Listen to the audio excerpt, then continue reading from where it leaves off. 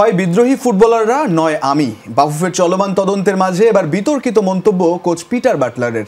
কোনো ধরনের সমঝোতায় যাবেন না বলেও জানিয়েছেন এই ব্রিটিশ কোচ। এদিকে পিটার বাটলারের সাথে ফুটবলারদের বৈরী সম্পর্কের পরেও পুনরায় তাকে নিয়োগ দেয়া বাফুফের অদূরদর্শিতা বলছেন সিনিয়র সাংবাদিক সানাত বাবলা। প্রশ্ন তুলেছেন নারী ফুটবলারদের স্বার্থে কাজ করা উইমেন উইং নিয়েও। কোচের বিরুদ্ধে 18 নারী ফুটবলারের বিদ্রোহ, সমস্যা সমাধানে কাজ করছে বাফুফের বিশেষ কমিটি। তদন্তের মাঝে ফুটবলাররা নীরব থাকলেও আগুনে ঘি ঢাললেন ব্রিটিশ কোচ পিটার বাটলার। তার দাবি, হয় বিদ্রোহী ফুটবলাররা নয় বাটলার থাকবেন দলে। তার মন্তব্যে নিঃসন্দেহে চাপে পড়বে বাফুফে তদন্ত কমিটির কার্যক্রম। There is to be no negotiation. I've made it perfectly clear to the powers that be. বিদ্রোহী ফুটবলাররা ভিকটিম রোল প্লে করছে। এভাবে একটা দেশের ফুটবল চলতে পারে না। এখানে সমঝোতার কোনো প্রশ্নই আসে না। হয় তারা থাকবে দলে, নয়তো আমি। As I'm concerned, it's a choice.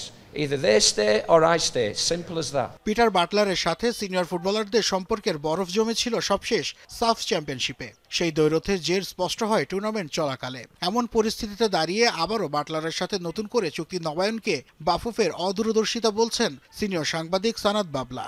Locker রুমের কর্তৃত্ব হারানো মানে আপনাকে বিদায় নিতে হবে কোচকে।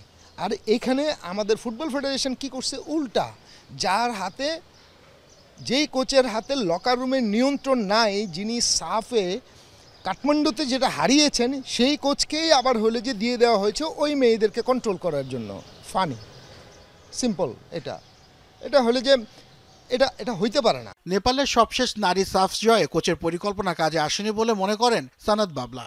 জানান, ফুটবলারদের আকাশচুম্বী মনোবল দ্বিতীয়বারের মতো দক্ষিণ এশিয়া সেরার মুকুট ধরে রাখে সাবিনা মারিয়ারা। বাফুফের যেই জায়গাটায় বড় ধরনের গলত, ট্রফিটা জেতার পর বাফুফের উচিত ছিল কোচকে প্রশ্নের মুখোমুখি দাঁড় করানো।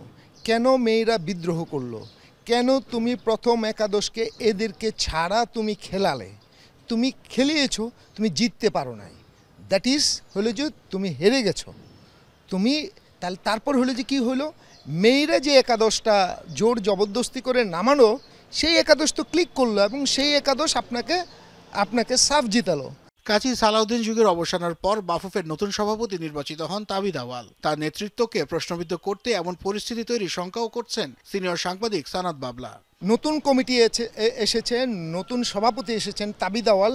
আমার মনে হচ্ছে এইটা তাবিদ আওয়ালকে ব্যর্থ প্রমাণ করারও একটা চেষ্টা কিনা, সেইটা আমার যথেষ্ট সন্দেহ আছে। নারী উইং তো এই জিনিসগুলো অনেক আগের, যেটা মেয়েরা বলছে, তখনও পর্যন্ত নতুন কমিটি আসেনি, নির্বাচন হয়নি, তখনই এই জিনিসগুলো সলভ করা যেত।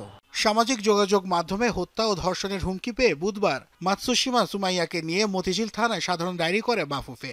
বিষয়টি উদ্বেগের জানিয়ে বাবলা বলেন, দেশের ক্রীড়ামোদী জনগণ কখনোই এমন কাণ্ডে যুক্ত হতে পারে না। এই দেশের মানুষে, এই দেশের ছেলেমেয়েরা রাস্তায় নেমে তাদেরকে অভিবাদন জানায়, আর তারা এখন তাদেরকে, এই মেয়েদের উদ্দেশ্যে হলে যে এত আজে বাজে কথা বলবে। নাসিফ শুভ, যমুনা স্পোর্টস, ঢাকা।